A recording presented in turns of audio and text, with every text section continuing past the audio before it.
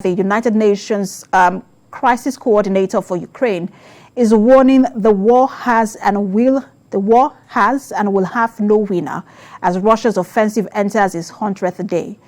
The UN has also confirmed that more than 9,000 civilians have been killed amid the conflict, adding the true figure is likely considerably higher, with ongoing hostilities making efforts to count the dead difficult. In the meantime, Ukrainian President Volodymyr Zelensky's advisor says Kiev does not plan to use advanced rocket systems supplied by the US to attack targets within Russia. And elsewhere, the United Kingdom's Ministry of Defense says Russia holds more than 90% of Ukraine's eastern region of Luhansk and will likely take full control within the next 2 weeks.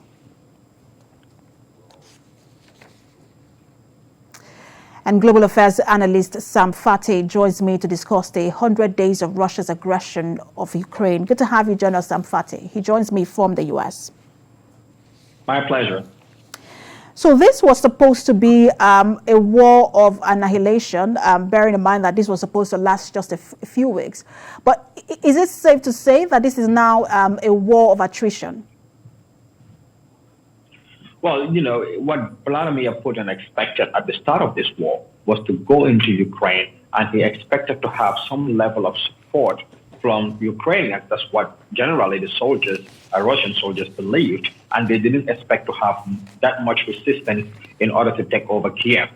Simply put it, what he was expected to happen within a week or two, or even if we stretch it a month, is for regime change to occur in Kiev. That didn't happen. That became a total failure.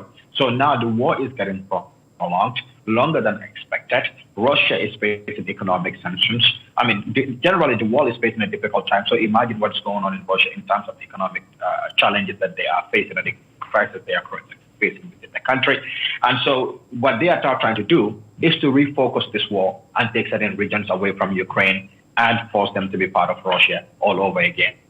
So that's the new strategy. And do you think, because again, it looks, you rightly noted, Russia was supposed to take Kiev, but that did not happen. Russia has now taken Mariupol and is fighting to take Severodonetsk.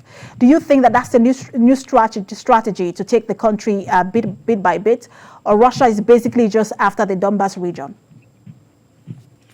Russia is going straight after regions where they had sponsored, supported a lot of rebellion in these regions, like in Donbass. And this is mostly in the eastern region bordering Russia itself.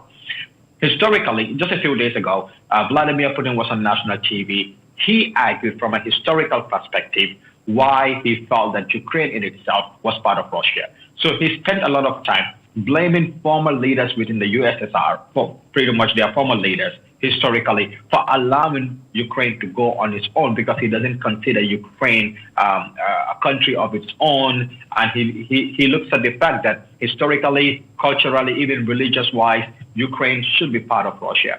So, I mean, they took Crimea. If they cannot have a regime change in Ukraine and kind of make it a pseudo province of Russia, then what they are going to do is to take over the eastern region. And obviously what the Ukrainian forces are doing is to fight back, but also they have to be strategic in the way that they fight. So they have to give up certain parts of the eastern region. They only have a very silver line of that region right now that they are controlling. At some point in itself, they may have to give that away and step back and then try to see how they can regain control. But as the United Nations rapporteur put it, there is no winner in this particular war. What Russia is expecting didn't happen. And obviously, I mean, in all technicality, you can say, yes, Ukraine have kind of won the support of the world. But again, the world is trying to focus attention on other stuff. Some countries are going into elections. I mean, inflation is high. You come to America, the gas prices are high. Maybe now, Vladimir Putin is hoping that as we shift towards our own midterm elections, as the U.S. and other Western countries and their leaders are shifting towards addressing more of their domestic issues, then he can use more devastating methods to conquer Ukraine. And I just want to take into consideration the statement you made, which is coming from the UN crisis coordinator in Ukraine, that this war has no winner and will have no winner. How do you expect things to proceed going forward, especially because all measures to continue with the dialogue between both countries have totally just broken down? Dialogue is essential, and then Ukraine will keep getting the military support in terms of the equipment and even financial that it needs from its allies.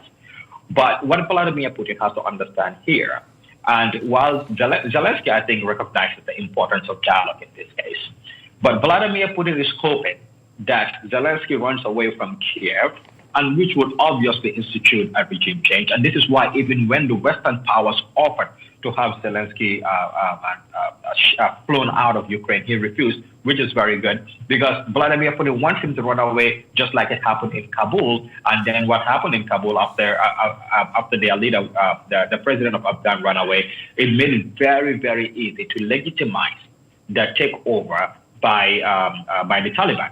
So he's expecting that to happen in Ukraine. But on the other hand, what he should learn from in terms of the Afghan crisis and the U.S. is the U.S. with all its military might was unable to win the war in Afghanistan in all reality. It was a total failure. At the end of the day, the Taliban came back to power. That is the same thing that he has to learn in the case of Ukraine. You can, at the end of the day, let's assume that you achieve regime change in Ukraine. What makes you think at the end of the day, the Ukrainians are still not going to rise and have within themselves that spirit of nationalism? If there's anything that has not been seen in this war, it's the determination of just ordinary people to change the narrative.